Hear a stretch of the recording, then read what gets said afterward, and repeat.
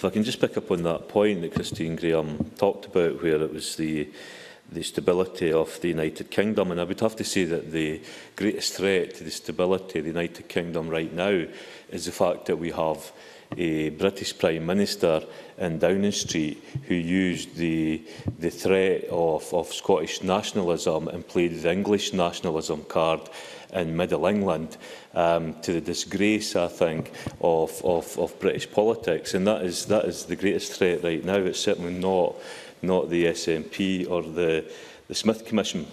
If I can also thank the committee, Bruce Crawford's chairmanship and the committee for the work that they have done in producing this very detailed report. I have been able to skim through the report, but it's clearly a very valuable report, and I will study it in greater detail as we move forward. If I could pick up on the point that the Deputy First Minister made when he introduced this today, and he talked about the importance of substance, the importance of the Smith Commission being implemented in spirit and substance, and since then I think most people have repeated that and used the term.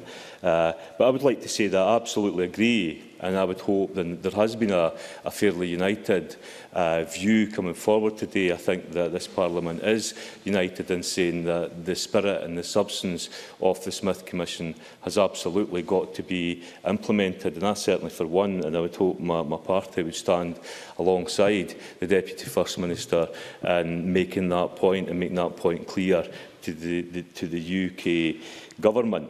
I would also pick up on the point that the SCVO talked in their introduction, where they said if it's to be meaningful and effective, devolution must be driven by the Scottish people.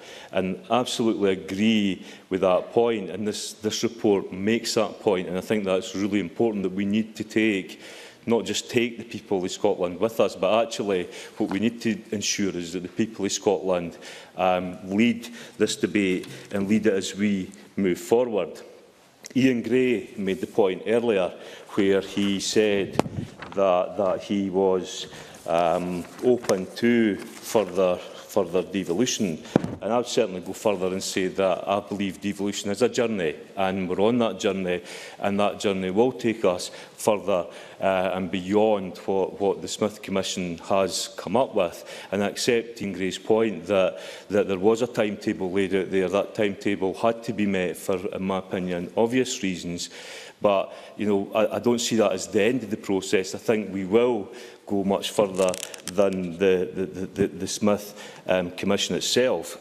And that point was made by Jackie Baillie, where she highlighted housing benefit, and housing benefit being an area that certainly my own party thinks should be included.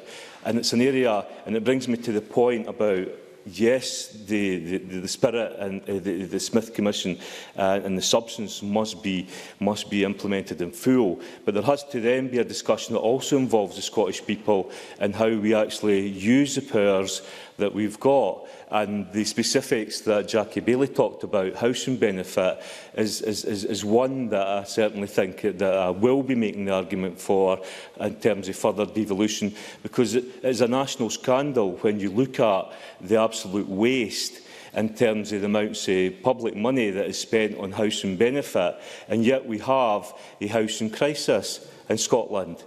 And actually, housing benefit, if it was being put to use properly, then we would be building more council houses, more public sector houses for rent across Scotland. And I think that's where we need to move on to. I would say to Stuart and Maxwell, we must move beyond the politics of grievance. But equally, I would accept we need to move beyond the politics of fear. We've got to embrace the journey that we're on in terms of devolution. There was a point that was made by Unison Scotland this week where they said that Unison Scotland has always been a strong supporter of a strong Scottish Parliament. In the run-up to the independence referendum, we produced Fairer Scotland and Devolution. Since then, we've had the Smith Commission report, which, although it doesn't go as far as we argued for in its submission, it is an important step forward. it's an important step in the right direction, and I think it's important that we recognise that point and start to look at how we will use those powers. They then go on to say that doesn't mean, of course, that we have a simplistic approach where more devolution is automatically assumed to be better.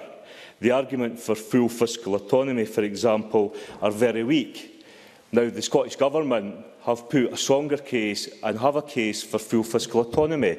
What I'm keen to do is move away from the politics of fear and actually have that discussion, because let's have that debate and let's get on the table so that the people of Scotland can have that debate and have an open dialogue, not on the politics of fear, but actually setting out what full fiscal autonomy would mean for Scotland. You know, I argued in the referendum for a no vote. I did so because I believed that it was in Scotland's best interest to remain part of the United Kingdom, pooling and sharing resources where practical and where necessary, but at the same time bringing far greater powers to this place where necessary, where it was in the interest of Scotland.